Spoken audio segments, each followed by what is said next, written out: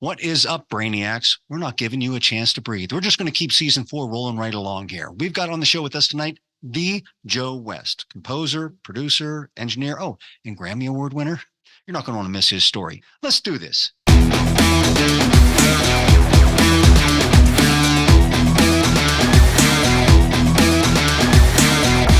Brains.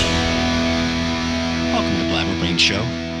You know, we're just on a roll, so why not just keep it going? I mean, this show is meant for you people.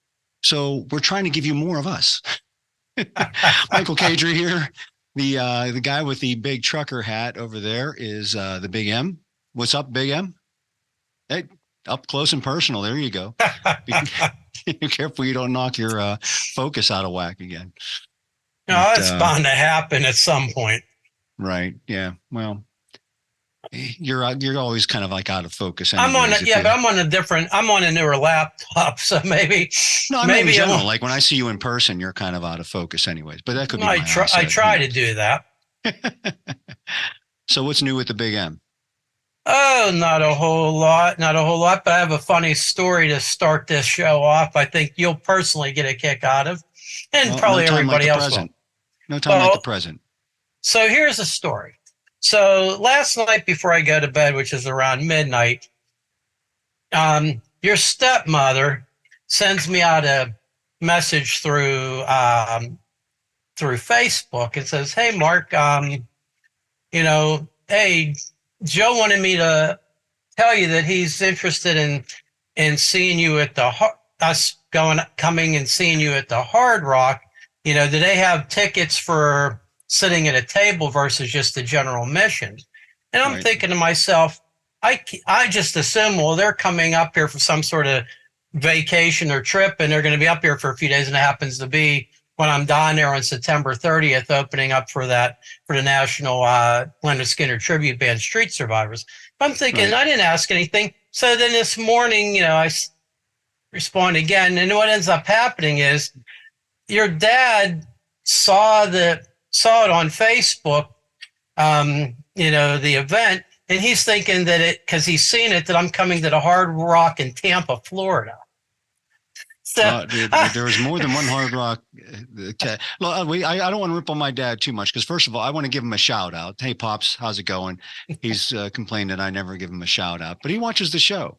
So anyway, Dad, there's more than one Hard Rock cafe and places to see, but you are welcome to come up here to Pittsburgh anytime and see the Big M, or the Big M maybe could get booked down there in Tampa, and then we can make your dreams come true. We can be live in front of your naked steaming ears in your hometown there of Tampa. So, I thought about it. I'm like, there's no way that they're going to make a trip up here from Tampa just to see me do an opening set for a band. And I was going to say, no,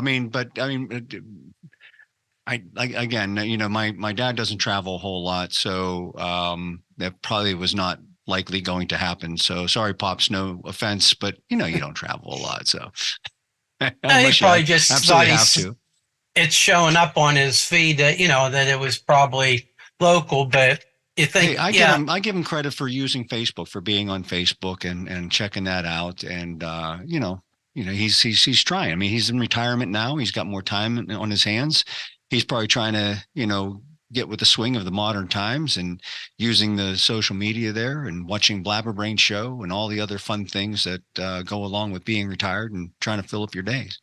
Well, Barb told me because I can't believe it. He thought you were playing in Tampa, not up in Pittsburgh. I went and took a closer look. I said, I was going to ask you that eventually, but I just assumed you guys were going to be up here that week. And you would go. And I guess Barb found some Leonard Skinner music to play for your dad to make sure that he liked them. He liked what he heard first. No, I think my dad would like Leonard Skinner. I mean, he likes the old, like, bluegrass country stuff, Charlie Pride, stuff like that. I think that's more up my dad's alley, Hank Williams, and so on and so forth. So it's, Leonard Skinner, though, he'd probably be able to tolerate more than, like, let's say AC/DC or Led Zeppelin, or Van Halen, something like that. So I think it'd probably be tolerable for him. Yeah, I get a kick out of when people will say things like that. People don't realize, well, these bands have been around for a long time.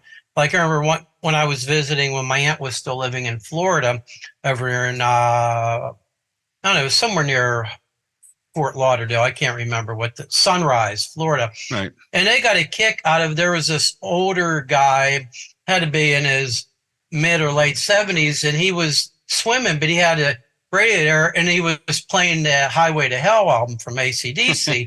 And I'm like, yeah, 76. That guy was probably only 30 years old back then. People tend to forget that, this band's been around so long. I mean, there's things we're listening to now that's modern. It might be rocking pretty good. People tend to don't realize that that came out back in the day. Just because somebody's, much older, I mean, that music was fresh back then when they were young, and people don't figure that out. If somebody's in their like mid to late 60s and they're into like Iron Maiden, and you might think that sounds like really weird. You see this old dude or old lady like rocking out to Iron Maiden, but like when Iron Maiden was like just coming onto the circuit and getting popular, they might have been in their like 20s, late 20s. So maybe even early 20s, mid 20s. So, time is kind of weird. And, I always used to think it was funny whenever people our age, when we were teenagers, were listening to what we considered classic rock, back in the 60s and stuff like that. Cause I was always more like listening to what was current, what was new. And, I'm still kind of that way, although I do listen to some, I guess what the youngsters today would consider classic rock, but it is to some degree. It's probably more classic rock than classic rock was when we were their age. There might have been like 20 years separation between what we considered classic rock and when we were young. And there's probably like 30 or 40 years separation between what they consider classic rock and when, what we probably would like, that's not classic rock. Well, I mean, Guns N' Roses is classic rock. You know what I mean? Now, it is now. I mean, some of that stuff is close to 40 years old. I mean, when did Appetite Destruction came out? That was probably like 87, 88. 80, yeah, somewhere around there. Yep. I mean, that's a long time ago. But that brings up a good question. What do you think, what do you personally miss from like back in those days? I want to say, we're children of the 70s, 80s, 90s, that it just doesn't translate to like either kids today or even modern times today, or just is not around anymore. Like, what do you miss about those types of days that isn't here anymore? Besides music we always have with us, right? Because we can listen to music. But is there anything from that era you're like, oh boy, I really miss when we used to do this or listen to this or, go here or go there, whatever? Yeah, I think probably the biggest thing was, and I don't think it matters whether it was the 80s, 90s, 2005. It's the whole thing of getting together with a group of people and just hanging out. Like we used to here in North Versailles, there was the Greater Pittsburgh Drive-In. It was there forever. And back probably up until my early 20s, it would always be Tuesday night I think it was Screen 4. And no matter what, because I think that was like a half price night or something like that on Tuesday, that you knew people that I went to school with. There were going to be people there. So you could, even if you like, what the hell, I'm not even call anybody. I could go up there and look, and everybody's cars. And all of a sudden there'd be 50 or 60 people all hanging out there, maybe drinking a little bit and hanging out. And that was, right. That's probably the biggest thing that I miss, is just that whole thing or being able to go to a local, like there are a couple local bars that, if I didn't have anything planned, I could go there on a Friday night and I knew there was a bunch of people there that I actually know, and I could sit there and hang out, and I'll go out to eat with them and all that. And nowadays, as you get older, that's just not the case anymore. Yeah, I guess that's one thing with, it's not just about getting older, it's priorities in your life and stuff like this. Like we used to always go to a rock club to see a local band play. I mean, I don't even know. I mean, I'm sure there are still local bands that play, but it's nothing at all like it was, in the 80s and 90s when we were I think there's a lot more of them. It's just that now they're jamming them up into, 3 and 4 bands a night in the city. I mean, there's a lot of that going on. But there's just not the rock clubs that like we used to go to. I mean, they used to have like a lot of rock clubs in the area that you can go see, not just the local bands, but a lot of times, the out of town bands, like Talus, with Billy Sheehan coming in, or Zaza or something like that. They would come out of town and play those same clubs that we played, in local bands, and those national acts were coming in and playing. So yeah, I don't think you see that as much, or it's different today than it was. I think also that, I miss, like in the 90s, getting a little bit older, and in our 30s and stuff. We used to always like hang out down at Sandcastle at nighttime, which I don't think Sandcastle even has a nightlife anymore. There was a bar down there. They had live bands down there. We would play sand volleyball, get in the hot tub, jump in the pool, watch, bands, whatever, like the Clarks or whoever, or whatever, a lot of Dr. No, whoever they're playing down there back in those times. And it was a lot of fun because, like, it was kind of like in Pittsburgh, but it was kind of like hanging out at the beach, and you had that atmosphere, right? And you had the live music, you had large crowds. Like that was a lot of fun. And I'm like, why would they do away with that? I guess in the generations, do like the younger kids just not care about the nightlife and doing stuff like that anymore? Like, I know my kids alone, like Hannah's going out right now and she's hanging out with her friends, but it's not like the same type of thing. Like they're getting together and going eating dinner or something like that. You know what I mean? Nightlife entertainment these days for the next generation is just completely different than we were younger. I think it's more extreme. You have a lot of dance club places that are going on. I'm sure with Sandcastle, with Club Wet and everything like that, probably a lot of that had to do with, they probably started having problems down through there. You start getting a riffraff of the crap areas starting to come in, and that maybe more liability issues. I don't know. I mean, it was a cool place to hang out. There were a lot of cool places. I mean, I remember I always liked Whiskey Dick's down in the Strip. That was always a cool place. Kangaroos out in North Hills. Oh, we spent a lot of time at Kangaroos. That was a lot of fun because not only could you like listen to a band or just go there and hang out, you shoot pool, you just hang out with it. It was just so big. The place was humongous, right? There was just so much to do there. And the food was really good too. And the food was good. It was just a really cool and fun place to hang out. Well, I mean, it's so funny, like how different years and different trends, like where you spend a lot of time at, you know what I mean? Like I said, for a while there, it was like someplace else, or like in my, for the area I was in, the South Hills. And then, like I said, there was Kangaroos, there was, then there's like the place like you were talking about. And then there's the South Side, where it was always going down to the South Side and hanging out down there. Donzi's, in the Strip District or someplace like that. So it always seemed to change, like with every 5 years or something like that, there was a new place to hang out. Oh, I remember Pete's Wildlife. Yeah, I remember. When I was in my early 30s, I was at Pete's Wildlife all the time. That was a nuts place that I don't think would work in today's society. And I just don't. It's I mean, the girls doing body shots and stuff like that. You just don't see that kind of stuff anymore. But I'm not saying it's right or wrong. I'm just saying it's different, right? But I'm sure there's some things going on that we're not aware of. We just don't.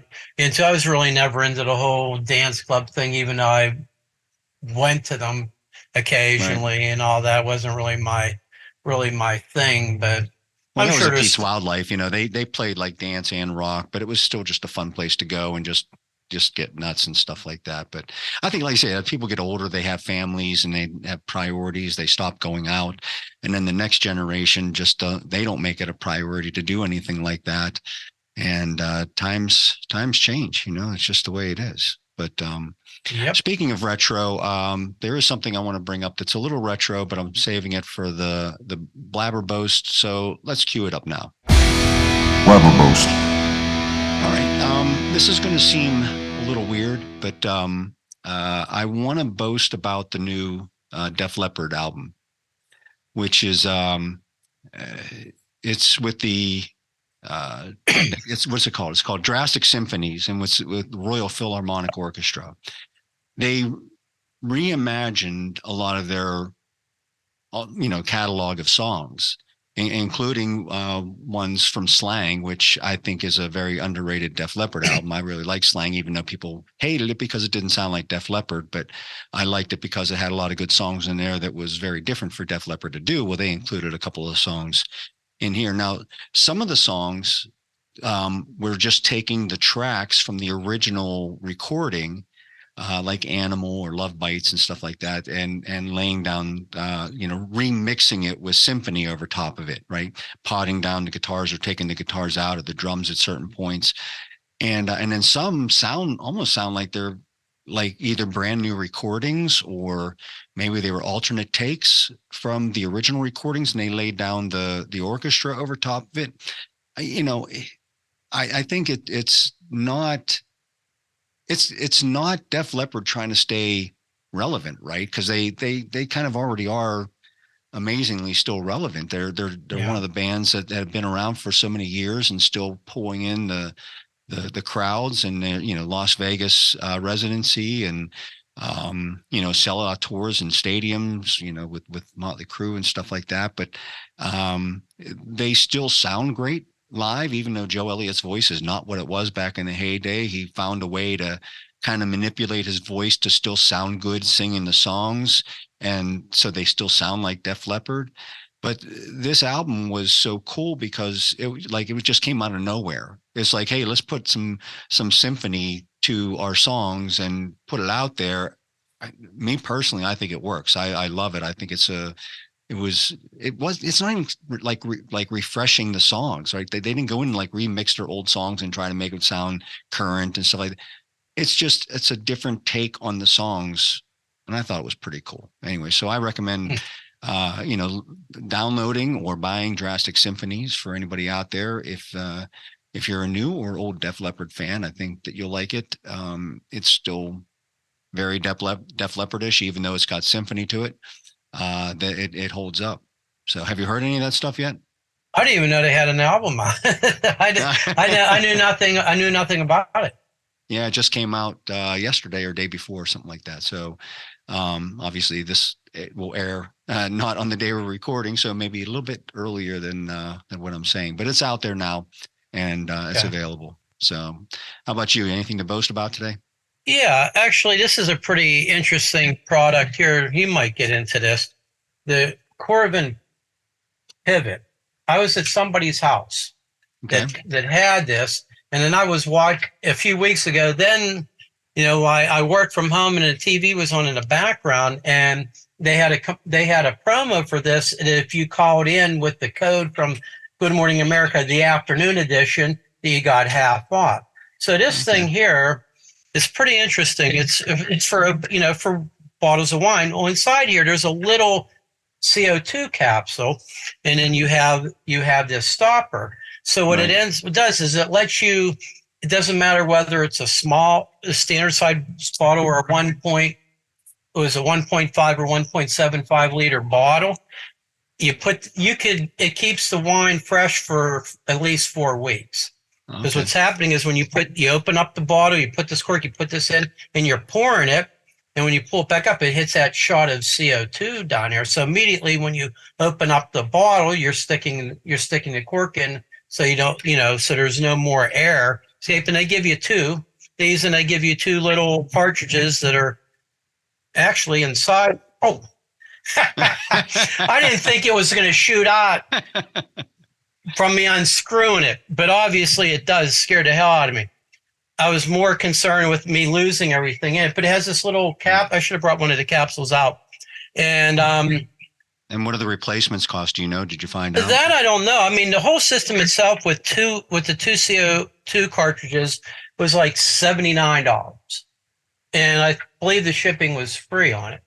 Right. And the cartridges are small. I don't think they're that expensive. I think you get like a pack of two of them. They're under $20 for two of them.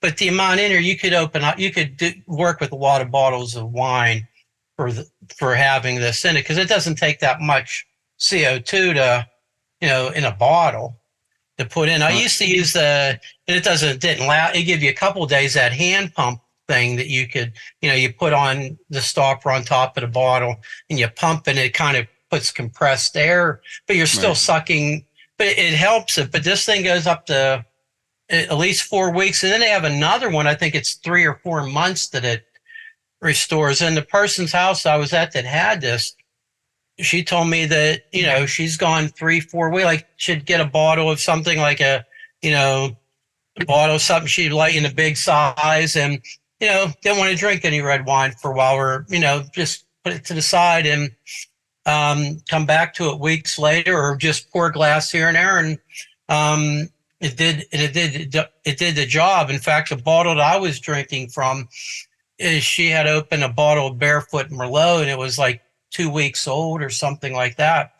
And it tasted, and I'll buy that occasionally if they have, like, for pizza, or it's a very easy drinking wine. I mean, you're not going to get tons of oak or anything, but it's very approachable. And it tasted it tasted exactly the same, not just for a couple seconds, but as I was drinking it, how it is, you could maybe take a bottle that's been sitting for a few weeks, uncork, take the cork back out and pour it, and it tastes okay for the first few sips, and all of a sudden, it starts to taste, how it tastes when it starts tasting bad.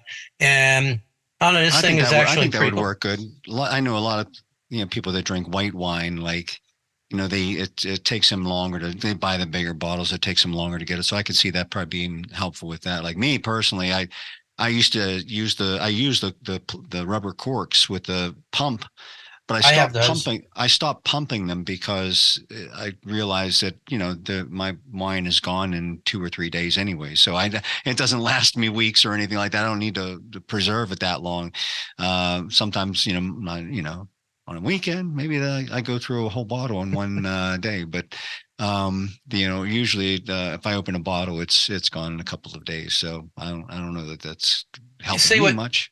With me, sometimes I do that, and sometimes I won't touch a thing for a week. Like, I'll buy the Frontera, when it's on sale here, and it's like only $8.99 for that big 1.5 or 1.75 or whatever it is. And sometimes, it's not an expensive wine, but it's such a great deal buying it that size. I'm here myself. I might have a couple glasses one night.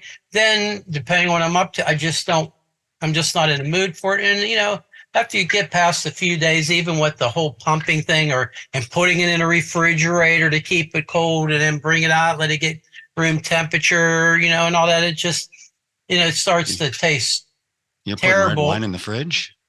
Yeah, actually, that will help preserve it a little longer. You remember, I used to do a lot of wine and spirit tastings years ago, and that was a recommendation by Southern Wine and Spirits, what you could do to get a couple more days out of it. But if you want it right away, then all of a sudden the bottle's cold. So what are you going to do? You're not going to put it in a glass, and I don't think I'll microwave this wine for 10 seconds and bring it back to the room and get it to 65 degrees or something, I don't typically buy the big bottles of wine, so that's why they're not going to, it's not going to take me a week or so to go through a bottle. Yeah. But I understand those who do. So, I can see it being very helpful. There's been times I bought an expensive bottle, and just because whatever I was up to, or I was heading out or whatever, I didn't end up going back to the bottle. And, right. It's, for a $10 bottle, it's not so big of a deal, but you buy something for, you really like that's on sale and it's $25 or $30, probably if it wasn't half off, Mike, I probably wouldn't have, I don't think I'd pay $150 or whatever it was for it, but I think it was $79, and I'm pretty sure the shipping was free too, but it was at Good Morning America. They have always some sort of deal on, I forget what day of the week it is. I just happen to have the sound on slight in the background. I'm looking back like, oh, I saw that a couple weeks ago over somebody's house. And then when they did that, I sat there for a minute, made a call, I'm like, I'm rewinding, and I'm going to rewind it. And they had the thing, it took my phone up there and, to scan it, and then and ended up buying it. But Yeah, I've only used it once. I have a bottle of Frontera Malbec sitting in there. It's now been probably close to a week, and I'll crack it when I eat something after our show today, and you know I'll be having a glass of it and see how it really works. Right. Well, that's cool. Again, I guess if the sale was probably a limited sale, people are probably going to miss it. But I guess maybe they can go out and just try to find it. Maybe Amazon or some other place will have it on sale at some point in time, or maybe someone's going to want to pay full price for it if they find it useful enough for them. So I think it was half off. It was either 139 or 159, and they have a couple. Like I said, they had another unit.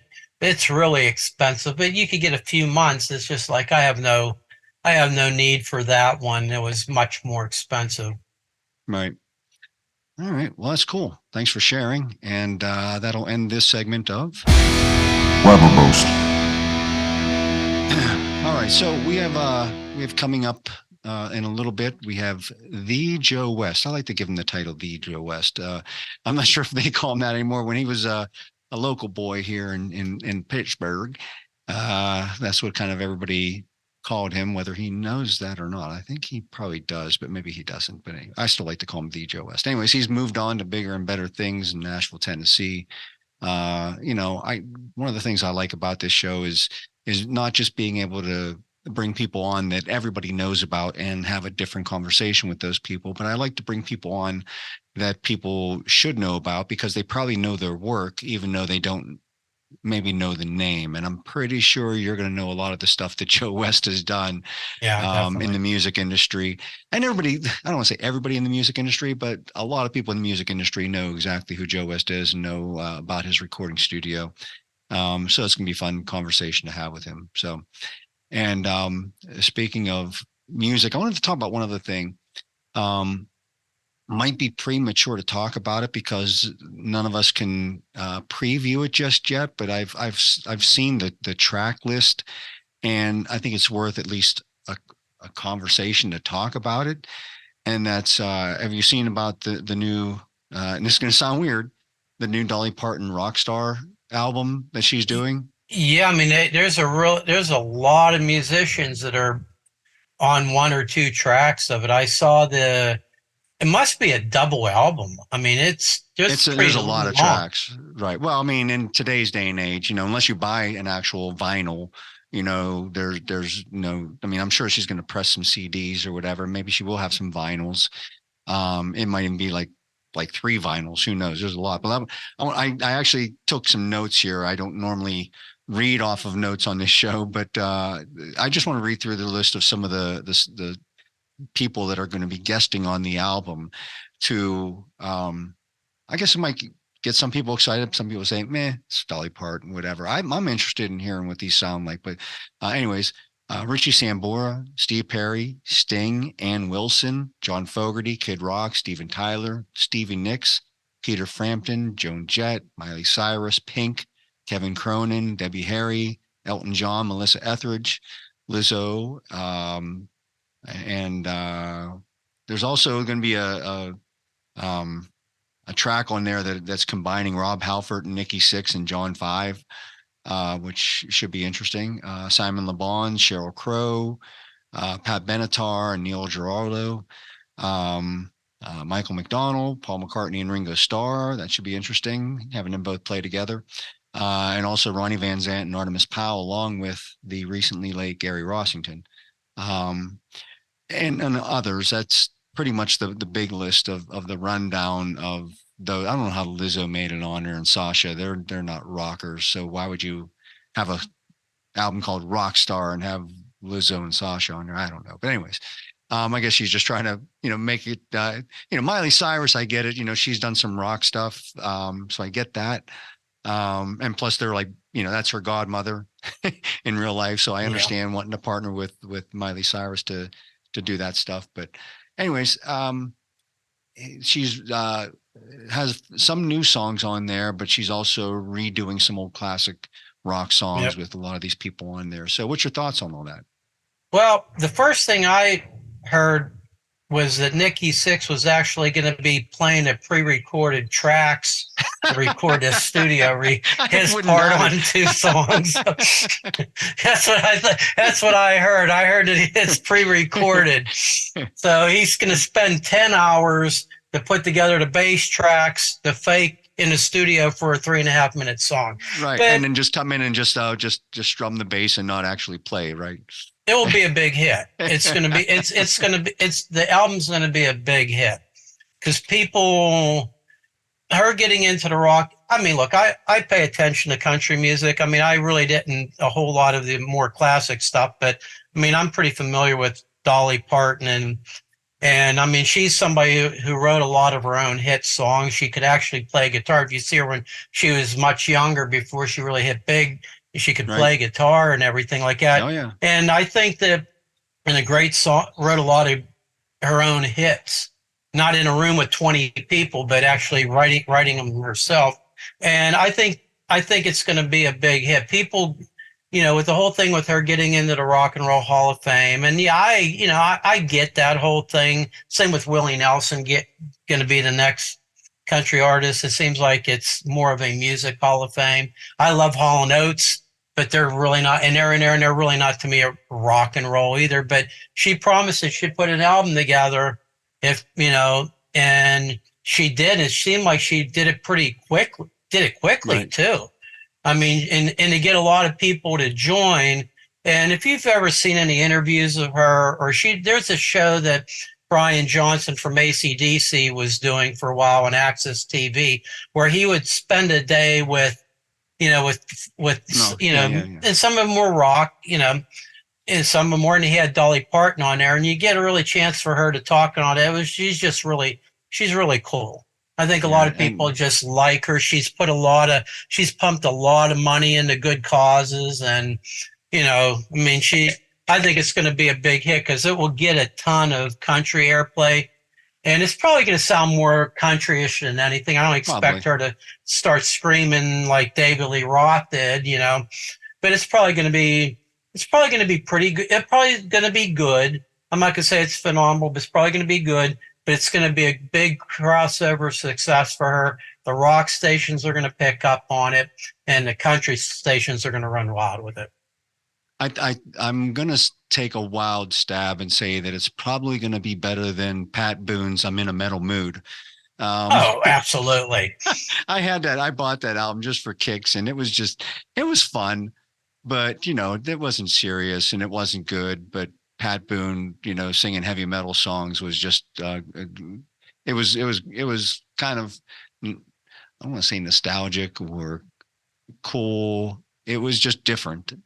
The fact that he took that on though was doing that. So that, the thing I like about Dolly Parton, you're talking about like in interviews, is she is just someone who doesn't give two F's about anything that anybody thinks, and she's going to speak her mind. She's not going to be, pushed or bullied into, giving somebody a soundbite that they want to get. I remember her in an interview, they were trying to get her to kind of rip on Trump, and she wasn't taking the bait, and so, and then she's done that like kind of her whole life. It's been asked about politics, whether it be with Reagan or Nixon, even back in the day, stuff, and she just would not take the bait. And but she's someone who speaks her mind, and if you don't like what she's saying, she's not likely to come out and apologize for what she's saying, because I think she's one of these people that is quick to say something, but is also she's thought it through in a matter of microseconds. And there's people out there that can do that, right? They can process that super fast and say, is this safe to say? It's not safe to say. I'm going to say it because it's what I feel. And it's, probably not going to kill my career. So I'm going to stand by it, because whatever I'm coming out, it's not going to be a mistake. It's how I feel. You know what I mean? If you're following me, she's able to, and there's very few people that do that right now. There's a lot of people today that are saying things, speaking their mind. And I actually really appreciate that. Like, I never in a million years thought that I would agree with things that people like Ricky Gervais or Russell Brand or Bill Maher or anybody like that would say out there. And, because ideologically I don't align with them, but I think that just goes to show like how screwed up a lot of things have become, because the stuff that they're saying now is the same stuff that they believed back then. It's just sounding more sane and more reasonable and more logical now. And, I think what that also means is, you put your, I don't want to say, it's not just politics. It's just, you put your ideologies aside. I mean, Bill Maher is an atheist and he's made fun of Christians and stuff like that, so I don't align with him at all on any of that stuff. But if you put your ideologies aside and just get down to the root of things that you believe and what you stand for, I think, we as a nation probably have a lot more in common with each other than we're letting on as a society through social media and stuff right now, because everybody's taking their sides and they buried their flag and said, this is my side, this is my side. And it's just such a shame, because I think we have more in common with each other than we're letting on, because we've got our heels dug in. Yep. And it's just a shame. But it's far left. It's either extreme this way or extreme that way, and you're being told that you have to pick one. And somebody like Dolly Parton, has views that are from this side and from this side. There's another person who's kind of like that too. Of course, he tells his opinions on stuff.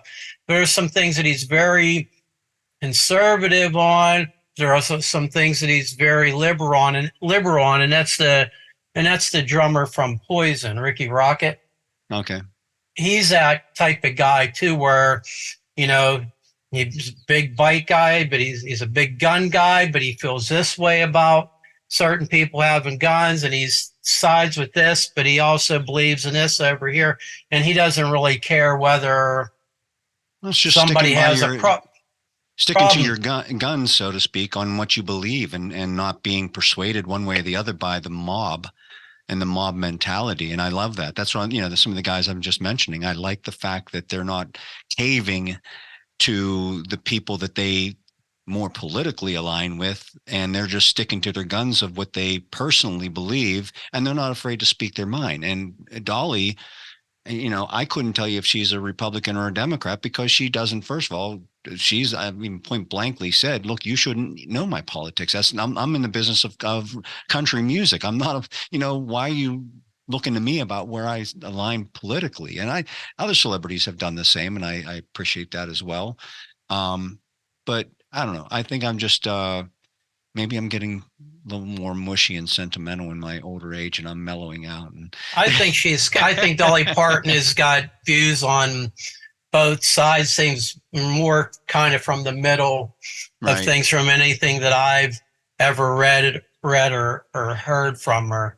And so she's an interesting person, and somebody, I'd add her to my list of lunch dates that I'd like to sit down and have a chat with. She seems really interesting. So anyways, but let's wrap this up, and we'll take a short break, and we'll come back with and I'll confront him about that, the Joe West, in a second. Be right back. Blabber Brains. Welcome back to Blabber Brains Show. We are really pleased to welcome our guest today, the Joe West. Let's give him a big round of applause. Yeah. There's a big crowd. You can't hear it, but there's a big crowd going nuts right now, Joe. So thanks for being on the show, Joe.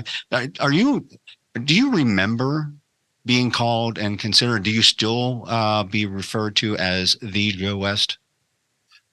Was that a thing? That was a thing, yes. Everybody in Pittsburgh referred to you as the Joe West, and I wasn't sure if you ever were. I don't even know what that means. It's like, I guess it's good. Yeah. Well, I mean, yeah, I think it's a status symbol. It's like, there could be 5 or 6 Joe Wests out there, but you are the Joe West. You're an entity. You would think that I would have remembered that, because it seems flattering, but I do not recall that. So. Well, Well, that was a thing back in the day. So I'm sorry it's not still a thing. And for those of you in the music industry and that to go to Joe's beautiful music studio, maybe we could pick that back up again because I think he deserves that title. There was a band in New York. I want to say it might even been the Pittsburgh band, Anti-Flag. Yeah, I remember them. Credited me because I had my shoes off at the console and my big toe looks like I have Fred Flintstone feet.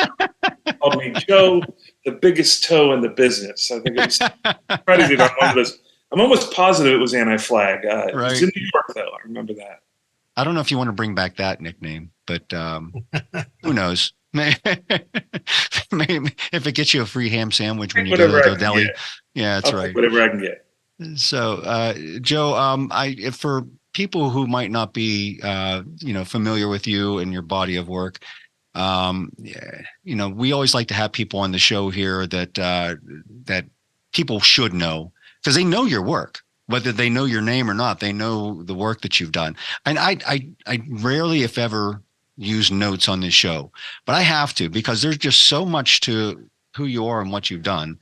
I've got to kind of read down a list of these accomplishments. And I'm probably going to miss a bunch of stuff, but a writer and producer, and you've been nominated for multi Grammy Awards and won Grammy Award with Joey and Rory. Is that right? For their album? And was that? Oh crap! And did you win 2 with them or just 1? You were nominated for another one with them, weren't you? No, just 1. The last record they did. Hymns, was it? Yeah. Okay. You've been nominated for Dove Awards. You've written and produced or mixed several #1 Billboard albums, including Rory and Joey. They had that album was #1 Billboard Country album, #1 Billboard Christian Music album. You've written songs for people like Toby Keith and Tim McGraw and Keith Urban and even Warrant. I remember I asked you about this a couple of years ago because I was like really getting into Louder, Harder, Faster. And I saw your name come up on one of the credits, and I'm like, "What? It can't be that Joe West." And I looked, and it was you. You helped write "You in My Life" with Robert Mason. Yeah. I'm going to take a pause on your list of accomplishments because I don't want to bypass that. Well, how did that come about? That's a good question. So many you get in the writing room with people from so many different ways. Your publisher will hook you up, or sometimes a friend. I want to say, that was probably. Do you know Jerry Goldenson? I do not. Jerry Goldenson is a Pittsburgher, and he is the president and CEO of KHS America, a big music brand. Before that, he was at Pearl. He was a senior VP at Pearl Drums. And I think one of the guys at Pearl was in Warrant, right? Played guitar for Warrant, right? So I think it was probably through that connection, and then inevitably we just, me and Robert were introduced. It might also have been Chris Van Tassel, who is one of the owners in J Rocket Audio pedals. They have the Archer, the Dude, those cool guitar pedals. It might have been him as well. But, a lot of friends would be like, oh, you got to, someone comes over to the studio, and next thing you know, they're on your calendar and you're writing with them. I've written a bunch with Robert. He's a great dude, a real talented dude. Great singer. Yeah, great singer. Hit me up this last couple months. I think he lives in Vegas, if I remember correctly. But he gets out to Nashville every once in a while, and we try to write. He's great. That's awesome. Good little tidbit. You've also engineered, mixed, and remixed for people like Jimmy Wayne and Warren Zevon, Emmylou Harris, even Dora Pesh. You work with Dora Pesh? Yeah. Justin Timberlake, Shakira, Jewel, Mercy Me, Phil Wickham, and something else I got to talk to you about, my friend. Our buddy Greg Vizza alerted me to the fact that you mixed the original Flyleaf EP. Yeah. And I just thought that the reason that came up is the fact I've been working with Lacey on a movie about her life, and like working personally with her. We wrote the kind of script together, and she has an amazing life story, but I had no idea that you were even involved in that way. Did you do it when they were passerby or whenever they changed to Flyleaf? No, it was Flyleaf. It was there. I I can't remember which came first. I had a roommate in New York City when I moved to New York City. His name was Romeo Thomas. Eventually went up through the ranks, different record labels, and was head of sales and artist development for James Diener's label. Was it James Diener's? It was called Octone Records. Was it James Diener? I think it was James Diener's label. Yeah. And I would occasionally do some mixes for that label, and I think I did a band on there called Dropping Daylight, which is an awesome rock band from Minneapolis. It was like Incubus meets Ben Folds 5. There's a piano player. Weird. Yeah. Really cool. So, and I think that, and I did the singles for that band. I mixed the singles for the 2 singles off of that record. And then I believe the Flyleaf thing came up, and they asked me to do some mixes for that. On the EP, I think I did I'm So Sick and Fully Alive. Awesome, and a couple more, but those are the 2 that I recall, the ones, I think those were the popular ones. And I want to tell you some inside information that you may or may not know. Mm-hmm. Lacey has personally told me that she loves the mixes from the EP way more than those versions of those songs on their first album. Oh, yeah, that's nice. That's nice. So, someone recently was talking to me about that, so I went onto the internet and I was looking for those mixes, because I don't have them anymore. Right. I found them, and everyone seemed to love the EP mixes, and they were great. They were raw. The band was, it was like lightning in a bottle. And I've since hung out with Howard Benson a bit, who did the other record after that. Right. Mm-hmm. And is it Mike Planknikoff, I think his name is pronounced, mixed that record. And that record's an interesting record. I don't think it's bad by any means, but it's, music's so subjective.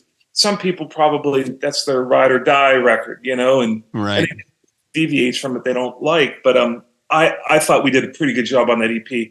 I ended up producing some tracks on that record too, the big record, right? Okay. Producing and mixing some tracks on there. And I vaguely remember the band being on tour nonstop, and the label sent them to Nashville, and we did a whole acoustic record of they did, that big record. Uh-huh. Which was I have it on digital. I have that release. So you did that one too? I did all that stuff, yeah. Wow, that's really and cool. It was a blast. I loved that band. I did some MTV mixes for them where they had some problems. The video record side was really bad, so I'm sitting in my studio re-hitting cymbals and, sort of remanufacturing a drum kit that had been thrown into a wood chipper, by just one mic distorted over top. A lot of good times. I loved that band, and I don't get to do a lot of heavy rock anymore. I did a band called Lifer that was on Universal, and every once in a while, there's that section where you do death metal, and it's like I didn't really love death metal because it's too much. I love the rock stuff that's just really intense, and that Flyleaf record was just fantastic. Those are the kind of records you just figure out a way to do. Usually they're on a label, so it's not that hard financially to commit to them. But what a great record. What a great band. And they were great people. Yeah, they're back. They're actually reunited right now. Lacey decided to reunite with them for a handful of shows this year. And so they're out there. They just played Vegas, and who knows, it might lead to maybe more recording. I got enough room for a 50-foot Prevost in my parking lot. I can run them on an extension cord, and we can make a record down at my barn. You're going to have to wrestle with her husband, Josh, about that, though, because they built a recording studio in their basement. And that's where they do all of their recording. But, maybe to be back with the whole band, it would make sense for them all to be in a bigger studio. So maybe I'll mix the record. You never know how you're going to fit in on projects. I was telling another podcast, I was telling them the story of being the person you want to be. Mm-hmm. Right? I made a decision early on that I was going to celebrate my friends' successes because it's not a natural inclination, especially to be around your friends start to have success and you're not having it yet. And there's a whole, it's like a punch in the gut. Mm. And I made a decision early on to be happy. It wasn't natural, but I eventually embraced it. And it's the favorite part of my life now. But I was working on a really great rock artist out of New York named Chris Grace. And it was like Perfect Circle, Tool, very cool. He was a really talented artist. And he got the opportunity to work with Malcolm Byrne, which is a Grammy Award winning dude. Mm-hmm. Really stellar producer. And me and Chris had been making records 4 or 5 records together, and he came to me sheepishly to tell me he was going to go make this next record with Malcolm Byrne. And I was pumped for him. I was excited. And I was like, man, why don't you take out a U47 that he sounded great on? And I had an old set of these Neumann mic pre's that the Beatles used to use, these old V72s, tube mic pre's that are just famous. And I said, take these up to Kingston. We were in New York City at the time. And I said, take them up there. You know, this is the best vocal chain I've ever heard on you. And so they used that for the record. And he came back and played me the record. And he was, he ended up just not being happy with the record. The label or the people that were involved with it weren't happy with the record. So they asked me to mix that record. So I mixed that record and ended up, Malcolm loved the record, had me do a Sparkle Horse record with him, a Rachel Yamagata record with him, and then asked me to come to Nashville and make the Emmylou Harris record that got nominated for a Grammy in 2002. And as a byproduct of that, I got to work on that Warren Zevon record that won the Grammy that year in our category in 2002 for The Wind, the last record. You know, I did a duet with him and Emmy.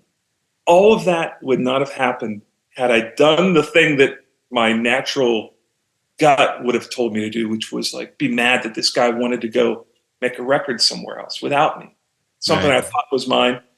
But since I embraced it, it ended up, you know, I moved to Nashville, ended up writing a bunch of #1 songs and producing a lot of records and having a son and building a life down here that would have not been had I not just embraced the reality that a friend of mine wanted to move on and do something else creative with someone else. And it's one of those things that you can point to in your life and say, man, my life would have been totally different had I been the old version of myself, the version that needed a little bit of cleaning up. So that's a great story. And it's a point that's literally changed, redefined the course of my life and career. And it's an inspiring note to those out there that may be on the cusp of struggling with something like that, because I think a lot of people do at some point in time, whether to be jealous or spiteful or angry. And but, you know, we're all on our own path. We all have our own journey. We all have our own destination.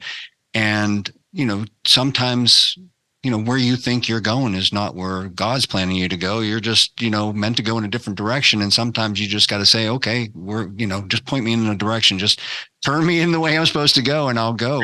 But you're not going to get there if you're clinging on to bitterness and hate and anger. Yeah. You know, and keep in mind that if all your friends are having success, you're exactly where you're supposed to be. Yeah. May not have hit you yet, but if all your friends are that talented, odds are you're keeping up with them, and it will sooner or later, you know, broken watches right twice a day. So soon enough it will be your time, and you know, you'll have your moment. I've met a lot of people don't handle it so well. Yeah. I mean, I think you still have to do your due diligence, and you got to keep your head on straight. But you've got to be present in the moment to realize that, you're probably in the right ballpark, but maybe you're not in the right seat yet. Or the time's not right. It's not time. Yeah. Life comes right on time every time. Every time. Yep. You think you want to go to Berkeley and Boston, and then the world tells you you're not doing that. Hey, trust me, I've had to reinvent myself several times, and all of that has just been willing to go where I feel like I'm being led, and not be stubborn about it, to say, no, I want to do this, and this is what I want to do, and I don't care, whatever. You got to sometimes say that, you know what, I wasn't in the right place. You know what I mean? And be willing to go to the right place. And if you stick with it long enough, if you use the talents that were given to you, and you stick with it, and like you said, surround yourself. That's one of the biggest keys, I think, to success, is surround yourself and make friends with people who are successful, and don't try to ride their coattails, but learn from them. Look, why did they get successful over someone else? Sometimes it's dumb luck. Sometimes it's being in the right place at the right time, but a lot of times it's because of what they're doing, and that they're doing the right things. And sometimes if you just are observant and you pay attention to that stuff, you know, you can utilize that for your benefit as well. Yeah. Amen. So so much more. I mean, boy, there's so many more accomplishments you have. I just, like I said, Don't worry about those. People get it. stick on the Flyleaf thing because, like I said, of the personal connection I have there. But Yeah.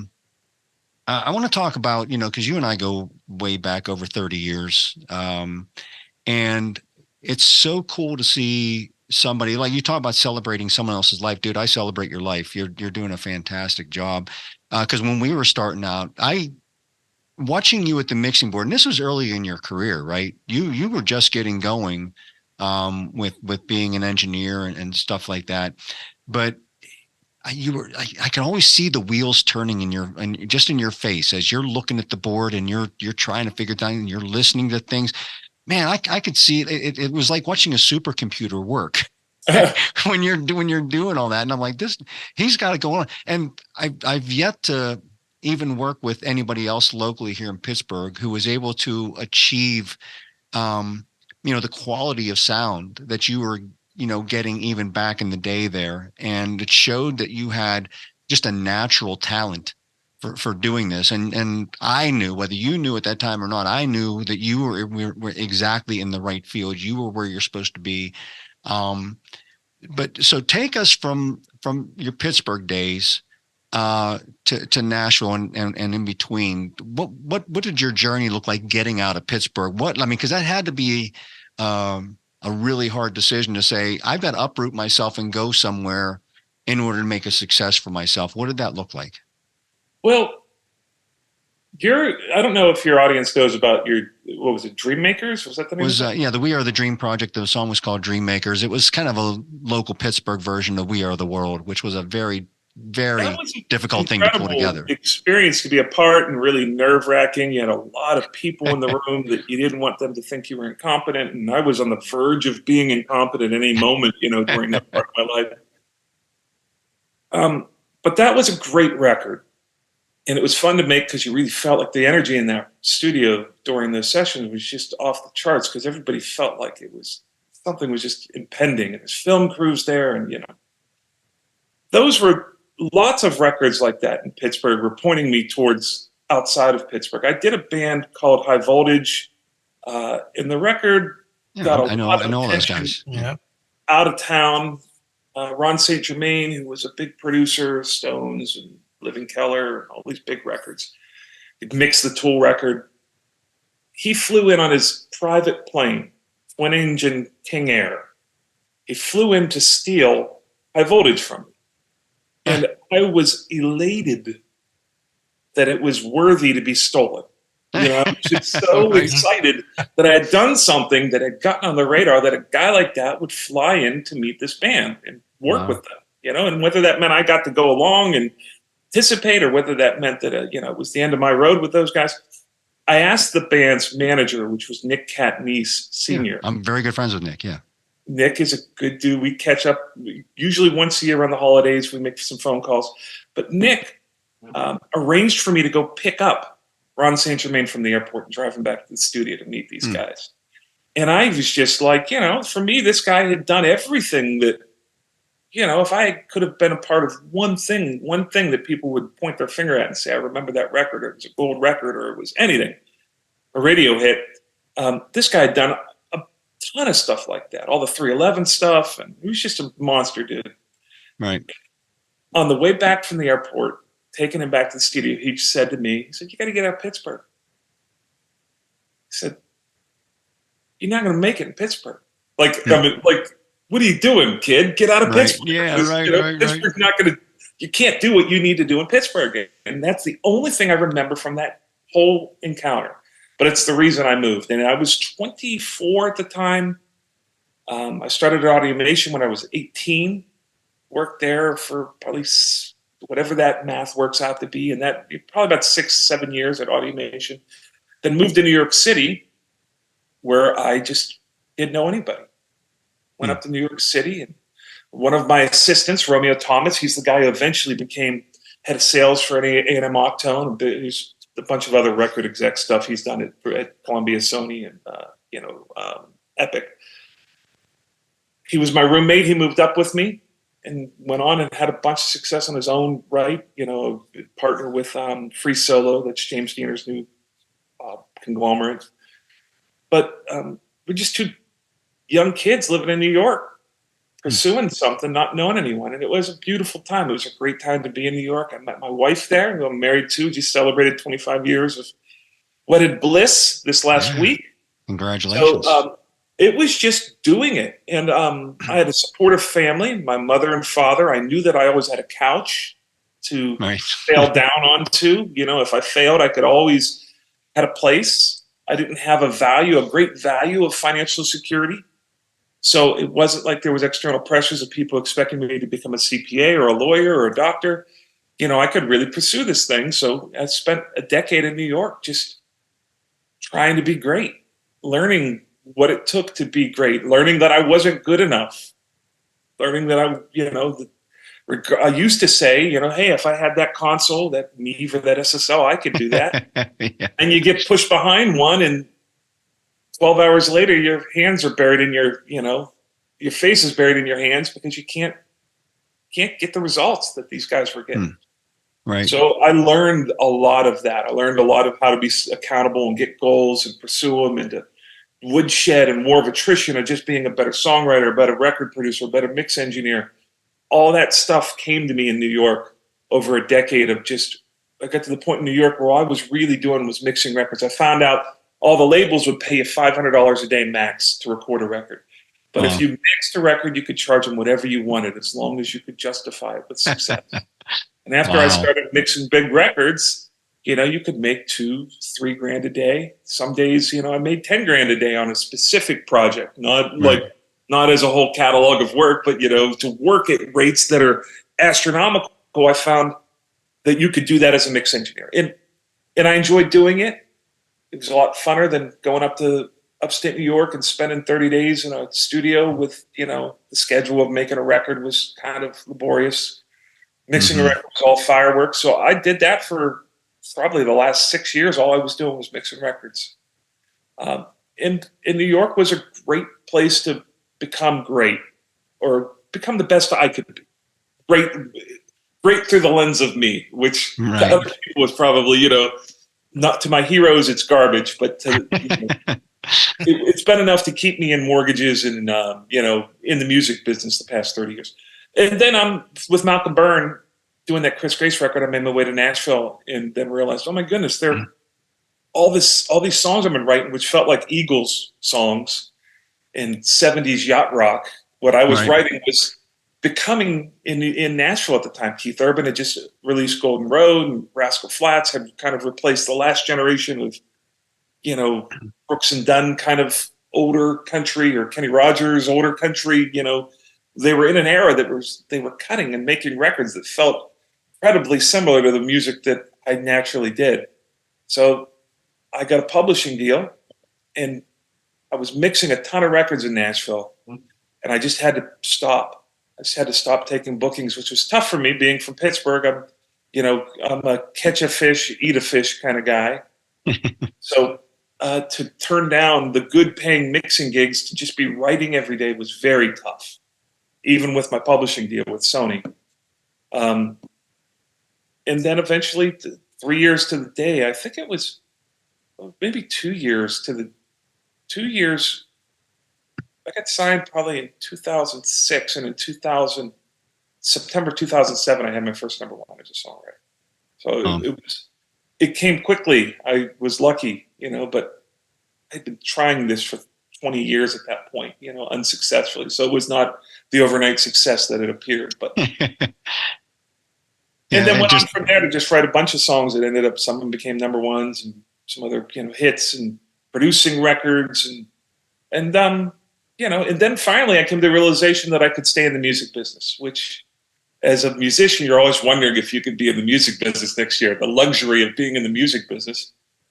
But right around that time is when I kind of got the security and the comfort of knowing, hey, I'm in the music business now. I don't have to go and find a plan B.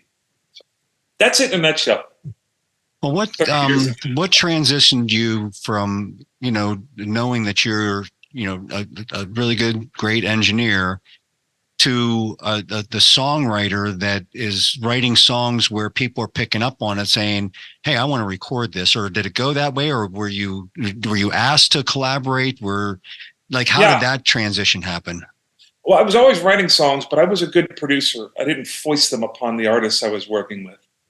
Right. I didn't like do that inappropriate thing where I was always pushing my songs on people. Right. So in most of the things I was doing were artists that were bands. So they already had what they were doing, like the Gathering Field, for example. You know, they have a thing. They're not going to be cutting any of my songs. Right. Right. But, you know, me and Dave Pahanish were writing a ton, and we had a publishing arrangement. We had a publishing deal with this company out of New York that was placing a lot of our songs. This is before I moved to Nashville. They were placing a ton of these songs in television. You know, so we were all over the soap operas. Soap operas would play our music, which was a beautiful thing because they were network shows, right? Right. Then they started putting out these soap opera CDs. So if you go find the Days of Our Lives CD, you're going to find some Joe West and Dave Pahanish songs on there. So we made a ton of money because it was network television. So we made, you know, a ton of money for us off of our music, which was tens of thousands of dollars over the years of placing all these songs, where we were like, oh, we knew there was value in songs. We knew that some people could do it for a living. It just wasn't us, right? Right. Songs. Right. When I got to Nashville, I saw all these people. There's a giant community of songwriters here that all have publishing deals, you know. So it wasn't like someone might have a publishing deal in Pittsburgh, but you never saw them. There wasn't like any kind of ecosystem where you were hanging out. You know, like we play songwriter shows, and there are tons of people writing on Music Row. So as making the records, you were involved with a lot more songwriters, and I was like, I started to just, once I got the publishing deal, they just started pitching my songs all over, and eventually nobody was interested at all. But then eventually we had a hit. Me and Dave wrote Do You Believe Me Now for Jimmy Wayne, which was a 3-week #1, and I produced that record and mixed that record. In fact, I played all the instruments on that record except for the drums and pedal steel. Jimmy Wayne plays that great opening lick, and Dave might play an acoustic on it. But, you know, we didn't have budgets. It was on Big Machine Records, and we were just trying to get in under the radar on that record. It became a big hit. 3-week #1, one of the biggest songs that year. That was like, once you get in the door, people were at least, okay, let me hear some more of your music. And that's when it all sort of took off, and everyone started cutting songs. Dave and I wrote a bunch of songs together that got cut. And you maybe start getting a reputation for that, and then eventually people start seeking you out, you know, rather than it becomes a little bit easier than you trying to push it. People are pulling it. You know what I mean? To a degree. So than it never felt that way. I always tell people it feels like the music business is a big fishbowl, and I got in through this crack, and I'm spending my whole life trying to not get sucked out through the crack. It doesn't feel like, in my imagination, it would be like, you know, hey, you know, it's like, so Joe, you were just calling me up to like write, and no, not so much. But, you know, it's like you just celebrate whatever successes you have as a songwriter, and you try to get whatever cut you can get cut. You know, you love your songs like you love your kids, so you want the best for them, and you play them, and you respect the artists too, like Garth Brooks. I pitch songs to Garth and Keith, and, you know, to these people that I know, I'll pitch them songs, but only when they're right for them. I won't pitch them something just to throw the kitchen sink at them. It's like, there's a song. There's a great story where they wanted me to go out and write with Keith Urban on the West Coast, and that trip got canceled, and I had written a couple ideas to go out there and hopefully find something he liked and finish it with him. I ended up finishing this song, and then I was writing with another artist from Big Machine, and we didn't get anything. Just didn't have a good day, and I played them that song. They loved it. I cut that song and that artist in hopes that they would put it out and, you know, be a single form. Long story short, the artist loses his deal, eventually submits that song to a songwriting contest that Guitar Center had with over 10,000 applicants. And Keith Urban was the judge, and he picked that song to win. Beautiful. I would like to think I was at the #1 party for Without You, and Keith said, "Oh, I love that song. I wanted that song." And I was like, "It was written for you, you know." It was like, that's right.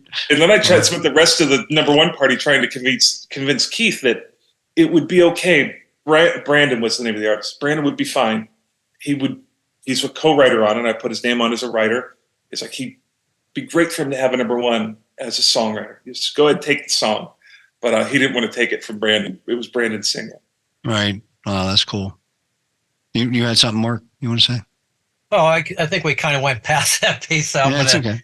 show back right now. But Joe, when you're talking about your story and how moving to New York and everything that you did to get to where you're at today, how much more as much as music has changed in the last 20 years in the industry and everything with streaming and that, how much harder do you think it would be, say, being a 24-year-old today, in today's time in 2023, and going up to New York and trying to do the things that you did that obviously made you very successful? I think New York I was just up there, and it's no longer really a viable music scene that I just don't think that the rents got so high. Most of the studios got pushed out, and they're out in the boroughs, if they're out there at all. So there's not as much of a community. I don't think New York will be the place. Nashville is the place. Everyone's coming here. And I think that it's a very different world. So I don't know that my story would be the same. I'd like to think that, people have an innate ability to just adapt and figure out how to make a successful outcome given whatever you put in front of them, right? It's like, give me this and I'm going to try to figure out a way to navigate it and be successful coming out of that. But it's a very different world now. And the royalties are so cut back that you cannot. I don't know how some of my songwriter-only friends are really doing it. Even with success with publishing deals, you're talking about a minimum 4-way split for a co-writer if you have a publishing deal, because you have 2 publishers and 2 writers. Now, once you get a 3-way, that's a 6-way split. And it's not uncommon to have 4, 5, 6, 7, 8, 9 writers on some of these more popular tunes. I mean, you're talking about 9 writers is an 18-way split. At pennies on the dollar for royalties and stuff. And, with terrestrial radio being taken out of the equation, the pay scale for terrestrial radio makes sense from a royalty standpoint. All my hits had big first years. As number ones, they all made large sums, like 7 figures, just at radio. Right. And now that's sort of non-existent, and it's been replaced with a royalty stream that's like when you see on the internet where Happy, the Pharrell song, he's like saying, I made $493 off my song. So they've replaced it with a payment schedule that does not justify the war of attrition that it takes to write these songs, to aggregate enough of them, like 1,000 songs. A songwriter, really, if you're a pro songwriter, you've written over, once your career is really rocking and you've had some history, at least 1,000 songs to 1,500 songs. And if I have 1,000 songs, I haven't added them up, but I'm sure I do. If I have 1,000 songs, I would have an inflated sense of self to think you might know 4 or 5 of them. Right. So I don't know that we've created a marketplace that allows for the long haul that it takes for songwriters to truly hit their stride. So, you will have hits, but I don't know that people can stay in it long enough anymore. And I'm lucky. I still write, still get cuts. I still do it, but I make records too. I'm a producer. I've got a recording studio. I'm in film. I do a bunch of other things. I have a school for audio engineering and production. So I've got a lot of things that keep me afloat. I've got royalties, quarterly royalties from my catalog and records I produced. I don't think you could have a real life that, unless you're in that top 0.5% of people that are having all the hits. If you're just going to have the occasional hit, I don't think you could put your kid through college and keep them in tennis shoes. I don't know that that's a you're certainly not going to get some guy at a mortgage company to give you a loan with the way your years look. You know, you might have a year where you make 500 grand. You have a year, 5 years where you didn't make any money, right? Right. Right. It's just not a great space right now for maybe they have figured music cover rates out. They figured it out on their best behalf, not on songwriters. So songwriters are always sort of the guys left waiting at the valet for their car, the last guy waiting to get the car at the valet. They're not ever the first to eat at any feast. Well, that begs a good question, because you mentioned talking about having a school, and I know you have the apprenticeship and stuff.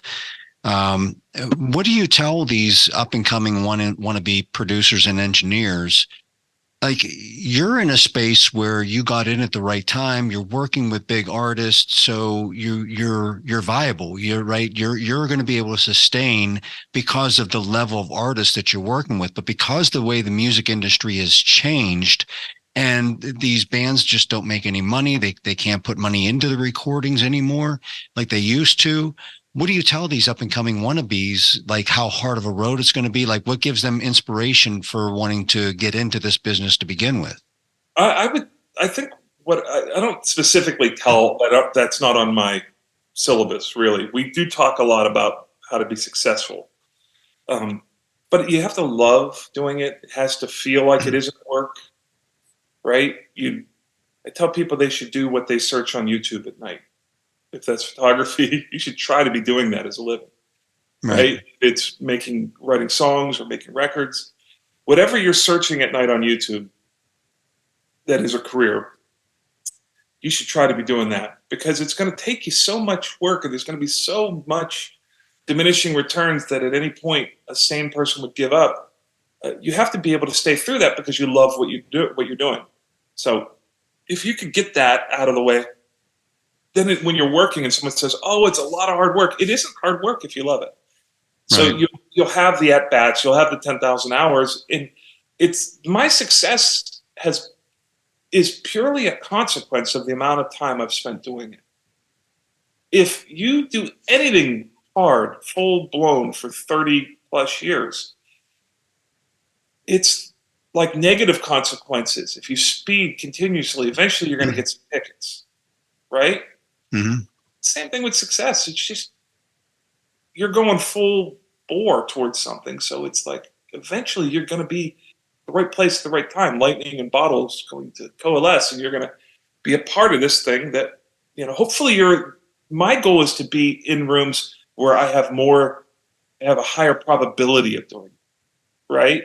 So like, that's what I've kind of scaped my career as it's gone on, to try to put myself in positions to be in rooms that I need to be in, that I can really be running hard to stay up with, make sure I can be in that room because the talent level is so high. But the room would not be better without me. Like, I'm a positive force to the room. That's what I want to be, and you keep putting yourself in that situation year after year, and it's just every couple of years you'll have something. It seems like, at least in my career, that's the way it's been. Well, I think artists too that work with people such as yourself that,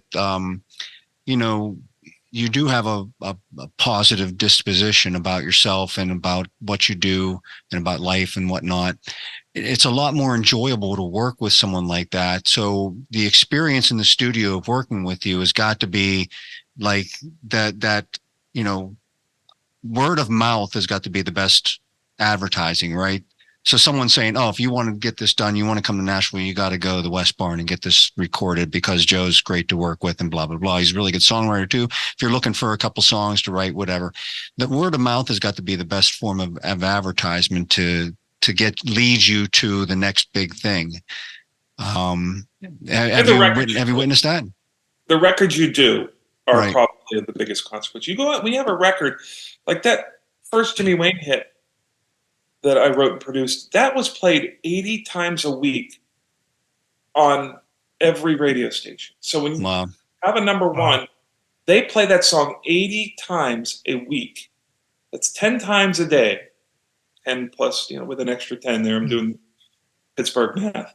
And they only play it during the hit hours, right? So you really only have 6 a.m. to about 9 o'clock at night, which is prime time. They're playing it every hour. right? You couldn't get away from that song. So when people hear a song or they hear a record or it's a big record, well, then they look, they find out, people say, hey, that guy did that record, or they figure it out because credits are hard to come by these days, finding the actual paper credits. And then people just, they find their way to you. That's the biggest one. And word of mouth, I guess, is it too.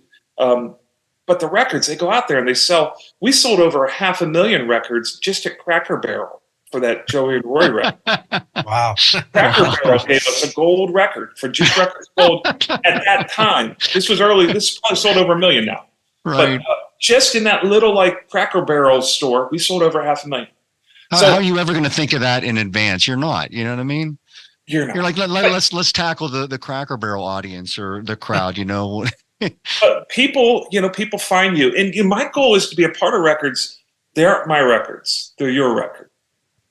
And it's like, how can I kind of join your band or join you as a songwriter and help you get the record that you either hear in your head or didn't know could exist in your head? How do we make a record? I'm not making my record. I don't have to tour on it for years and sing it. God forbid it's a massive hit and you have to sing it for the rest of your life. I want to make sure that when I'm a part of those creative situations, that I'm doing something that is in the best, my fiduciary duty is to serve the artist and help them make the record they're supposed to make in the best possible record. Sometimes that means very rarely, hardly ever. I can't remember the last time I've had a big argument with an artist. Sometimes that means you have to fight for the song or the record or the belief of what it should be. And I want to be proven wrong. So I want them to come back at me. If we're fighting about a song we're writing, as long as we're really fighting about the song and not our egos, we can go out and have lunch afterwards, right? So that's what I want to do, is be a part of and to make records that people feel like we've truly gotten what it is that they wanted. That record, make it the version that they always hoped it would be. And sometimes they don't know what that is, and we build it into that. But my goal is not to make a Joe West record. It's just to be a necessary part of extraordinary records. Try to be a part of those records and not own them, not have ego in them. Try to get my ego out of every room I'm in. Make sure that I'm participating in what we're doing that day creatively. Make something that truly could be a genre-shifting event. Like when you had Nirvana come on the scene and a whole world hair bands, right? And you had some of these records that came on and just changed the whole perspective of music. That's how those records, I believe, come about, is people truly chasing a great idea. Well, that being said, are you still yourself personally? Are you still in search of like that bigger thing, or are you happy with where you're at? Or are you always still looking like, what, I know I got something better in me to offer someone, or there's something that's going to come out of my studio or out of my writing, my creativity, my head, that's going to really put me on the map or something like that? Or have you said, look, I've established my career. I've got a really good studio. I've worked with a lot of great artists. I'm pretty comfortable with where I am right now. Where are you at personally in your head? I think that in regards to all of that, once I had a couple of hits, I was so overwhelmed with maintaining what everyone thought of me, because inevitably somebody has got something horrible to say about you or put on a comment on the internet. I realized I didn't have any control over that, so I just stopped thinking about it. And in regards to having a big hit or doing something of consequence, I think I just want to make records that are great records. And if I'm successful at making great records, the rest of it works itself out. I don't feel like I need to prove anything, or I don't have a desire to prove anything. I think that accolades are, while appreciated, they change with the wind. So you're a genius one day and you're a loser the next. I negate both of those things. I can be a part of genius things, and I can be an idiot at times. I just want to be working on great things that are extraordinary. And if it's just another pop record or another country record, these country records got me worn out. I don't want to do them, and I'm not doing them. You know, I'm wasting my time doing those records, even if they go on to be bigger successes than the records I'm laying my hands to. I want to be a part of things that I really think can be extraordinary, and not just ring the bell, Pavlovian, you know, ring the bell, get a piece of cheese, right? I don't want to do that. I want to be a part of great records. And if that means I won't have as successful of records, I'm fine with that. Because what's really success? You know, I got to thank my wife and my parents on the stage in Los Angeles and hold a Grammy. I mean, that was a pretty good night. That's pretty that awesome. was not wasted on me. Would like to do that again, but I'm going to I think if I focus on writing the best song that I can write that day and making the best record I can make that day, and trying to take records that I think are maybe a little bit, that are more interesting and that stimulate me creatively. Not to say that those can't be super commercial records. I hope they are. If I focus on that, all that other stuff works itself out. But I don't lose any sleep at all anymore about like trying to do something and to prove something, because even my efforts, it just pollutes my pursuit. It will make me make decisions that may not be the right decisions. You know, maybe I should be doing this weirdo record that feels like, you know, an unmarketable version, like the Beck record was when it was being recorded, what I imagined the Beck record, the first Beck record, right? Some of these records that weren't fitting right in where music was at the time, I wouldn't take those records if all I was concerned about was staying on top. You know, Right. my goal was, what's on top? Who cares what's on top? You know, I've had a tiny little taste of that world, and didn't make me a bit more happy. And for every ounce of glory, there's a bucket of anguish that comes with those things. So Yeah, you got to feel it, and you've got to be have the passion for the project that you're working on. Like you said, it doesn't matter whether it's the next big thing or something that's just going to fizzle out. And, if you can work that balance of 70% of the time you're a genius and 30% of the time you're an idiot, people are going to remember the genius side of you than the idiot side. I will take the 70%. That's a good well, I made that record. I had made a record for Joey and Rory one prior. Then they did a record. Then I did the last record that won the Grammy. And I had made that record because they were friends of mine. They needed a studio. Right. They needed me to produce it. They asked me to produce it. So she was sick and eventually succumbed to her illness after that record was released. I didn't take that record because it was an odds-on hit. It was a record of traditional hymns. It outsold every record in the country one week, above Adele, above every hip hop record. It was the #1 all genre record. I was in the jungle in Nicaragua with a buddy of mine. We were up in the Esteli Valley. My buddy, one of his good friends is Nick Perdomo, who owns Perdomo Cigars. Yeah. We were up at Nick's farm, and we had like dial-up internet, so you would hear like the modem doing that old AOL. All those weird sounds. And I started getting emails where people were saying, "Hey, that record, it was released that week. That record, it's #2 on iTunes. It's #1 on Amazon." And I was like, "Wow, isn't that wild?" Then I got home and found out that it only took 2,000 copies of digital sales for that to be the #1 record on iTunes, which blew me away. Wow. What really blew me away was that it was the #1 record that week because it sold 68,000 hard copies. People went out and bought the record. Its first week, it sold 70,000 units, and they had run out of the pressing. So it was the #1 record that week. The next week, it sold more, and they were hard copies of the record. And this is a record that I didn't take that record for any other reason that I knew that I could help my friends make a record.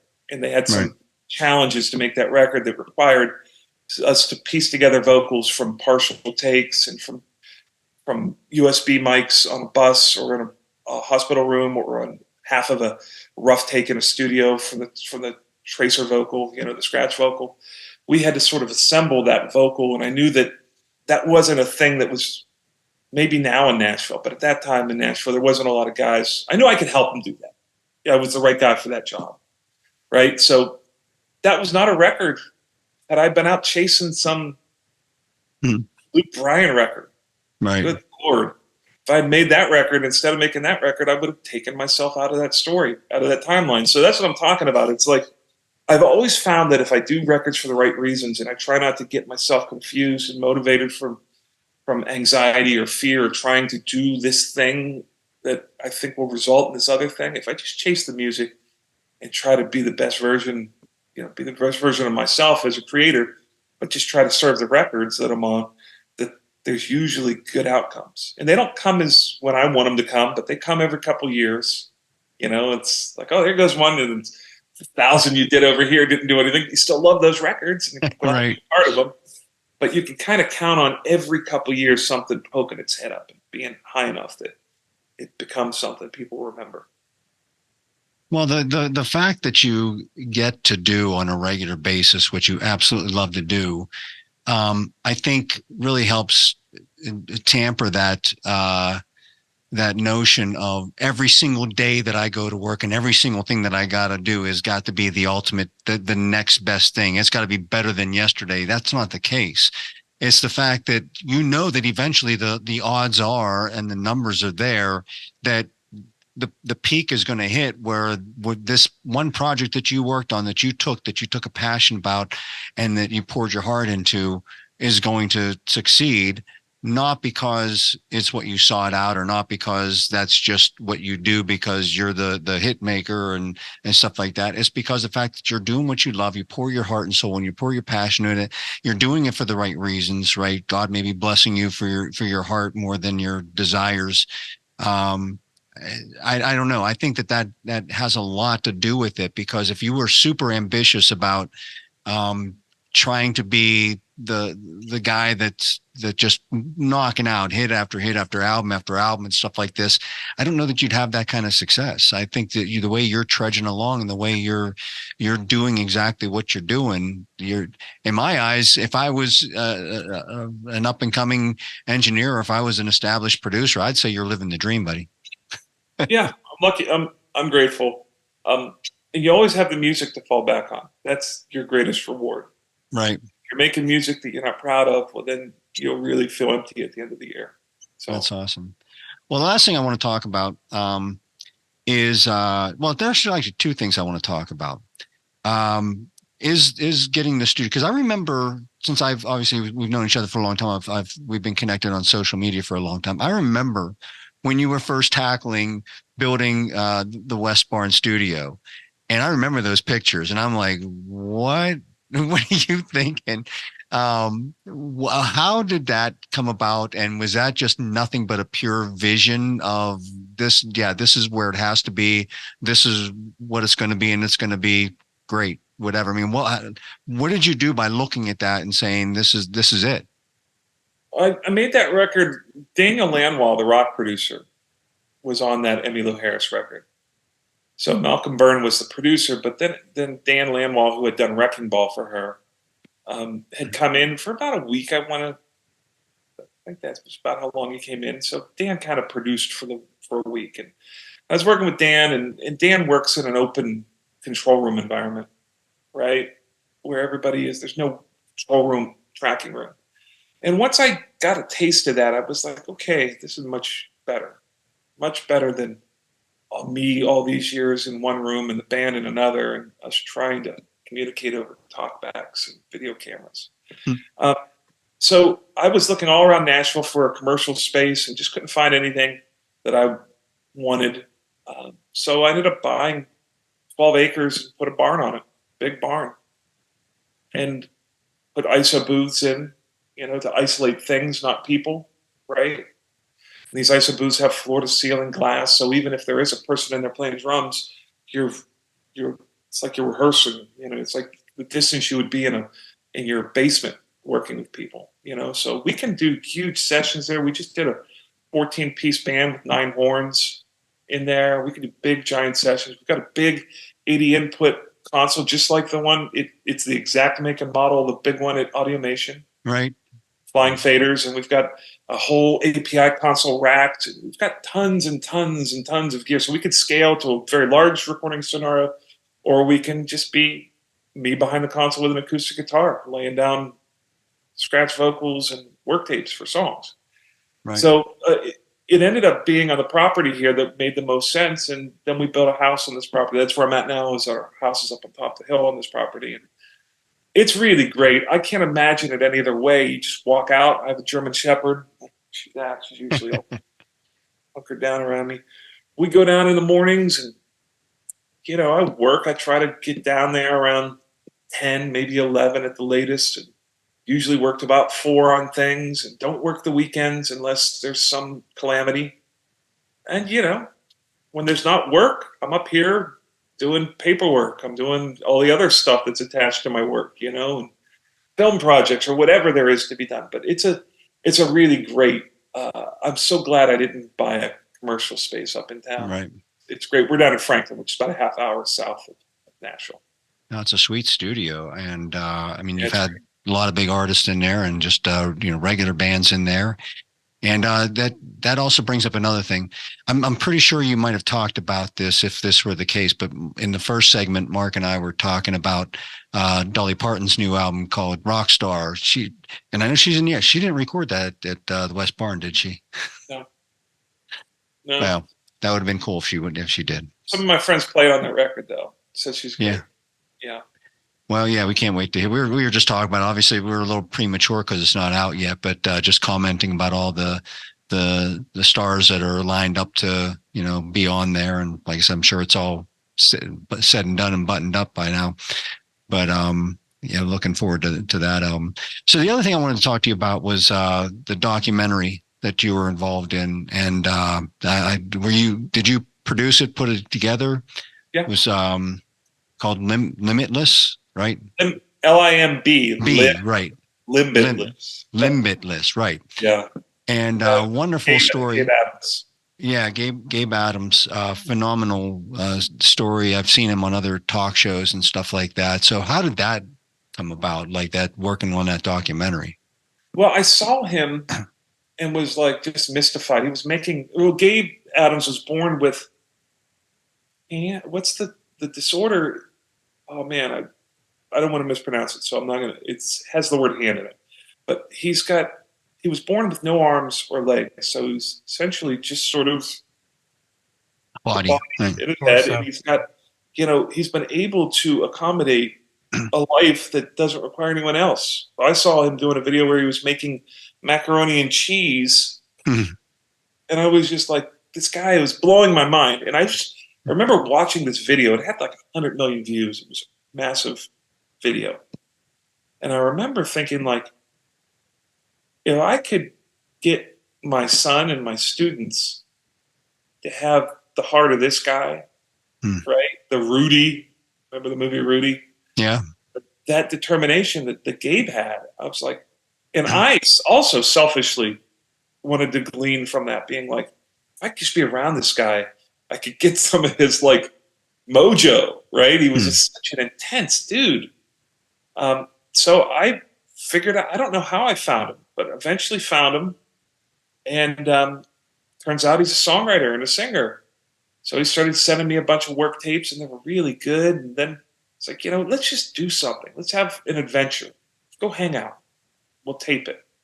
So, you know, I brought my son along with me, and a buddy of mine who I use a lot as a technical director. And I wrote it and directed it. And, it's in the film festival thing right now, so it's not out and available on YouTube, you know, so it can't be watched. But it was just a really great experience. We went to Utah, went down to Bryce Canyon, and we wrote a song on the side of this beautiful mountain. And then we flew to Nashville, and we made a record, a real record. And it was just the story of us doing that. And the experience, you know, my buddy Jimmy always says, like, time is the one thing, it's the most important asset we have to give to people. So you shouldn't waste any time. You shouldn't waste people's time, and you shouldn't waste any of your own time. And half of that documentary was written while we were doing it. We had a general scheme of what we wanted to do, but we just wanted to be present during it and experience it. And we had this beautiful, beautiful moment The whole thing was one giant, beautiful moment. And at the end of it, kind of had written itself, the lessons to learn from that and what we were sort of shooting for. And we were where we wanted to point ourselves. Being successful is not an accident. It's on purpose every time. Right. Right. Everyone seems to think they're waiting for their big break, but it's really just like preparation meets opportunity, right? And if you are extraordinary enough times, you're eventually going to succeed. And Gabe proved that every time, from whether it be like how he goes up and down stairs or how he gets up and brushes his teeth. He doesn't have any arms, right? So this is just like a pure determination built into a person. Right. If we have that, that's just a matter. If you have that and a passion and some skill to develop towards that, that's all my students needed. That's all my son needs to go on and be a successful person. That's all I need to continue to sort of keep the bar high and sort of pursue an extraordinary experience. If all we have is time, we have to make sure the time that we're spending, that we are honoring it and that we're living it to the fullest. We're trying to be present and be the best versions of ourselves. And with that always comes great outcomes. And if the world doesn't recognize you as an artist or as a songwriter or as a player or as a creator, doesn't matter. Right. Who cares? Absolutely. Yeah. At the end of the day, it's the process of you enjoying the art that you're making. You having people eventually, it does change their lives. It's knowing that you were part of something that changed somebody else's life. That's what I took away from it. And it was as much for me as it was, as much as I was trying to tell a story. I was hoping the story would come into focus, and with enough patience, it did. And with me not trying to force it, it really became this beautiful story. So, are you seeking distribution right now? Is that what you're looking for? Or? No, that was just something that we did because it was yet another thing that's like, oh, this is a great piece of art we can be a part of. Eddie Bauer came on board and funded it. So it was a partnership with Eddie Bauer. Oh, that was nice. All our shooting costs. It's in a couple film festivals right now, so it's off. It's not really viewable anywhere. We're in the process of shooting another TV pilot right now that we're going to be shopping. But there may be people bring that documentary up all the time. So that's awesome. It's one of those conversations leading to another conversation with means and an opportunity that it ends up becoming something. Well, that's great.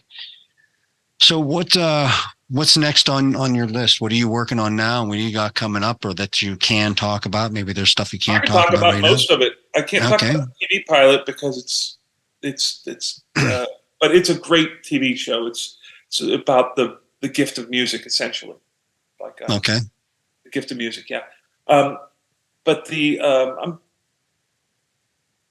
starting to mix a new record right now. I've got 2 other records that I'm producing and mixing at the time. I've got school coming up in the fall.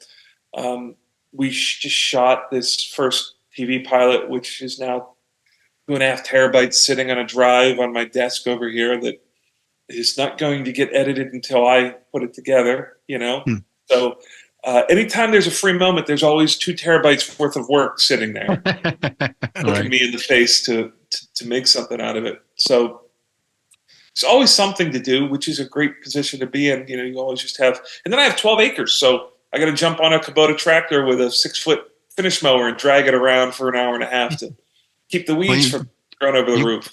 And you got your own podcast from the West Barn, right? Yeah, we have not shot any of those recently. We did 100 and some episodes, but those are pretty popular. People seem to like those. You plans on picking that back up or recording new sessions? Desperately, but it's such a commitment to do. We were doing 2 episodes a week, and we did it religiously for a year. And it was shot 4-camera shoot at my barn for the beginning of COVID. And then we did some Zoom stuff. The audio only portion of that is very successful around the world. I mean, all over the world, it's the top 10 in like 40 countries. And the YouTube version, it does all right. I get these notices like we have 250,000. I don't know what an impression is, but that's what we have, 250,000 impressions a month on YouTube. Who knows what that means? But, people seem to really like that content. And we would like to get back to it. My buddy Mike Shimshak is a great hang. He's Anytime I can do something with Mike Shimshak, I'm Awesome. So people want to follow you on social media. We'll flash it up on the screen. Why don't you tell them your social media garbs? Yeah, I don't really spend a bunch of time on there. Facebook is probably the one that gets the most of my attention. I don't even go on Instagram. What's your Facebook handle? Where do they find at Joe West? West? I have a picture of me. I think currently it's a picture of me at the Ryman doing one of these All on right. stage. Yeah, yeah, we'll put those up there for you. So, look, Joe. Hey, look, I wish you nothing but the best with anything you've got coming up, and I know we'll keep in touch. We'll man, come to Nashville. I want to come to Nashville. Last time I was there, it wasn't working out for me to come down to your place. We tried to make it work, but I was only there for a couple of days, and it just the timing just didn't work out. But I plan on coming back soon, and I'll definitely make it out there. And I know do you know my buddy John Elefante? Oh, I'm a big fan of John Elefante. I don't know him personally. Oh, okay. Big fan of that Kansas record. I think he sang on Vinyl Confessions. Yes, yeah, and Drastic Measures. It's a good friend of mine. He's been on the show here before. So I keep threatening with him too that I'm going to come down to Nashville and visit with him. So, yeah, man. But we got to make it happen. I'm getting to the point now where the kids are getting older. They're in college, and I might have some time to do some of this stuff. So you never know. Yeah, man. But, it'll be good fun. Hey, good luck with everything you've got going on. So for the Joe West, and you need to start picking back up on that Nashville and biggest music toe in the music business. Right. The Joe West and the Big M Mark Anthony over there. I'm Michael Kadri, and we will see you next time on Blabber Brain Show. See you.